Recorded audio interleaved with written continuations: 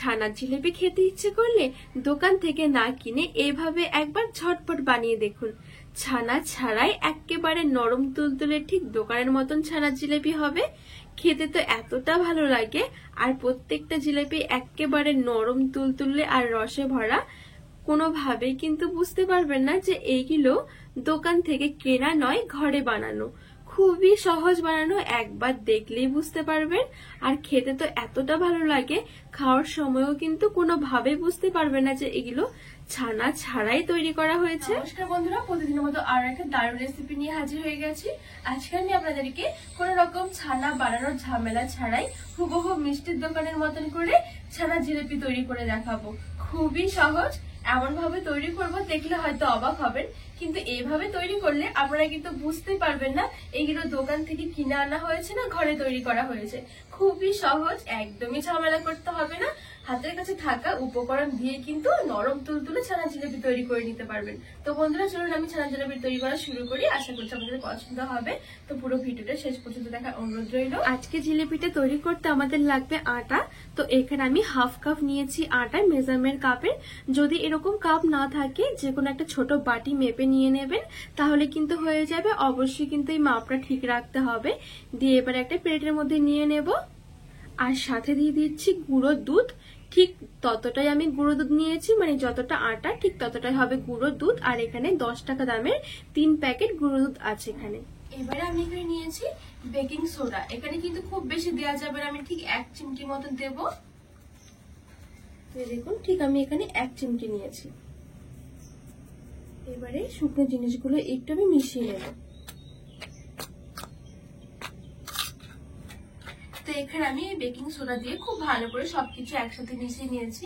অবশ্যই কিন্তু baking soda একদমই অল্প পরিমাণে দিতে হবে, না হলে কিন্তু জিলিপিগুলো অনেক বেশি ফাটল ধরে যাবে, তখন আবার দেখতে ভালো লাগবে না। তো এবার আমি নিয়ে নেব ঘি, আর আমি এখানে 2 টেবিল চামচের মতন ঘি নেব।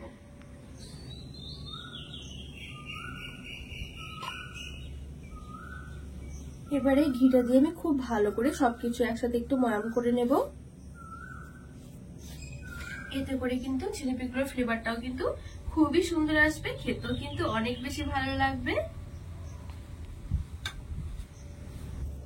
তো এখানে আমি ঘিটা দিয়ে খুব সুন্দর করে ময়াম করে নিয়েছি, এই দেখুন।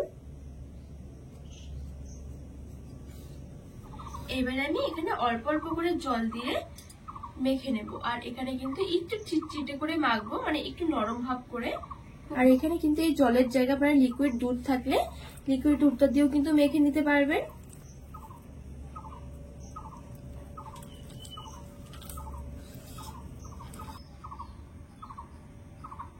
তো এখানে আমি খুব সুন্দর করে চিটচিটে করে মেখে নিয়েছি, এই দেখুন। ঠিক এভাবে করে কিন্তু মেখে নিতে হবে।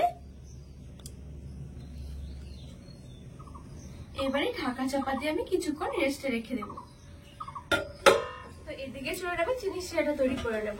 তো এখানে একটা হাঁড়ি বসিয়ে দিয়েছি, আর এখানে নিয়েছি চিনি। যতটা আমি আটা নিয়েছি ঠিক তার ডবল নিয়েছে চিনি, মানে হাফ কাপ আটার জন্য 1 কাপ নিতে হবে চিনি।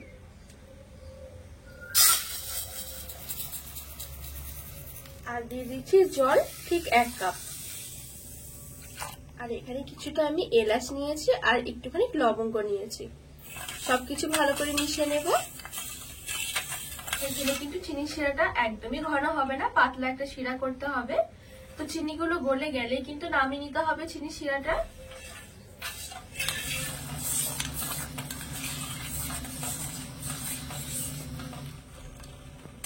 তো বন্ধুরা এখানে কিন্তু চিনিগুলো খুব সুন্দরভাবে গলে গেছে। তো এর বেশি আমি চিনি শিরাটা ঘন করবো না, এবারে নামিয়ে নেব। আর নামিয়ে কিন্তু সঙ্গে সঙ্গে ঢাকা চাপা দিয়ে রেখে দিতে হবে। আর এইদিকে কিন্তু এই আনার ডোটাও কিছুক্ষণ রেস্ট হয়ে গেছে। খুব বেশি কিন্তু আমি রেস্টে দিইনি, চিনি শিরা করতে যতক্ষণ টাইম লেগেছে ঠিক ততক্ষণই কিন্তু আমি ঢেকে রেখে দিয়েছিলাম। এবারে আমি হাতের মধ্যে একটুখানি ঘি মেখে নিচ্ছি। এবারে এখান থেকে আমি অল্প করে নিয়ে নিচ্ছি, খুব বেশি কিন্তু একদমই নেওয়া যাবে না, ভাজার সময় কিন্তু অনেক বেশি ফুলে যাবে। তো এতে করে আমি একদমই অল্প করে নিয়েছি। দিয়ে এবার 2 হাতে একটুখানি গোল করে নেব। গোল করা হয়ে গেলে একটু লম্বা করে নিচ্ছি। এবারে চাটুর মধ্যে রেখে আমি আরেকটু লম্বা করে নেব।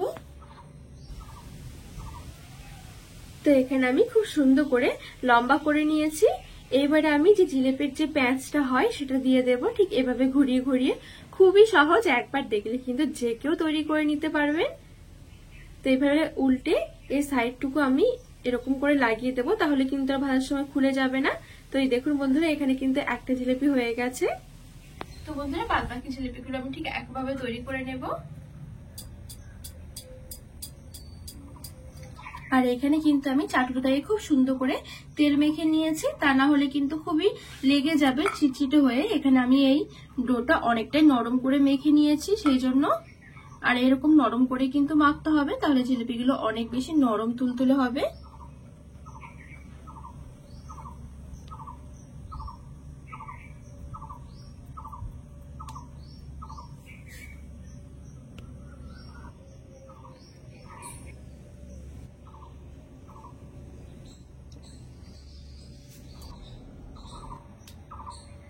তো বন্ধুরা, এখানে আমি সবগুলো জিলিপি খুব সুন্দর করে তৈরি করে নিয়েছি। এইবার চলুন আমি জিলিপিগুলো ভেজে নেব। আর এখানে কিন্তু হাফ কাপ আমার আটা দিয়ে অনেকগুলো জিলিপি হয়েছে। তো এইদিকে জিলিপিগুলো আমি ভাজার জন্য কিছুটা তেল একদমই হালকা করে গরম করে নিয়েছি। তেলটা কিন্তু হালকা গরম রাখতে হবে। তো এখানে হালকা গরম হয়ে গেছে তেলটা, এবার আমি জিলিপিগুলো ছেড়ে দেবো।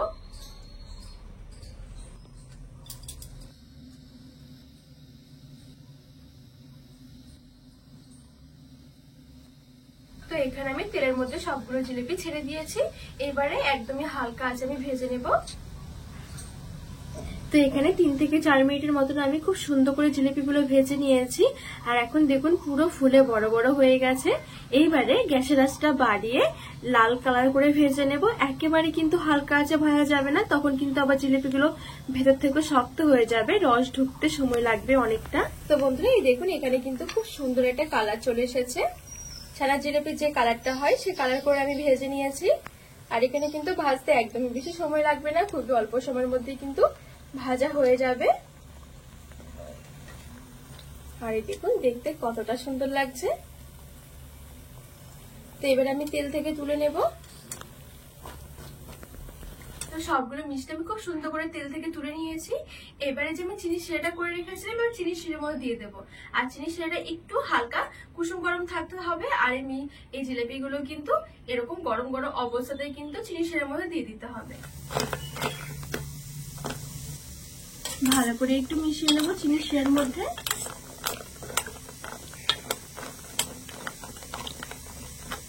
আমি চিনি শিরার মধ্যে মিশিয়ে নিয়েছি। এবার ঢাকা চাপা দিয়ে আমি ঠিক 30 মিনিটের জন্য ঢেকে রেখে দেবো। 30 মিনিটের মধ্যেই কিন্তু জিলিপিগুলো একেবারে রেডি হয়ে যাবে।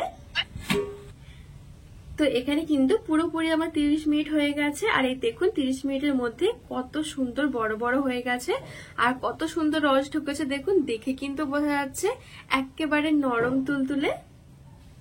এই দেখুন কত সুন্দর হয়েছে।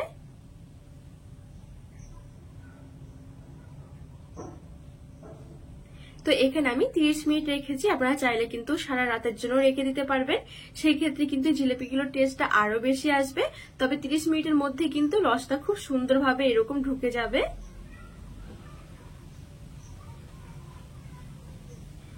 দেখুন বন্ধুরা, দেখতে কতটা সুন্দর লাগছে জিলিপিগুলো। কোনোভাবে কিন্তু বুঝতে পারবে না যে এইগুলো দোকান থেকে কেনা নয়, ঘরে তৈরি করা। তো এইবারে চলুন একটা জিলিপি কেটে দেখাই যে কতটা সুন্দর হয়েছে আর কত রসালো হয়েছে দেখুন।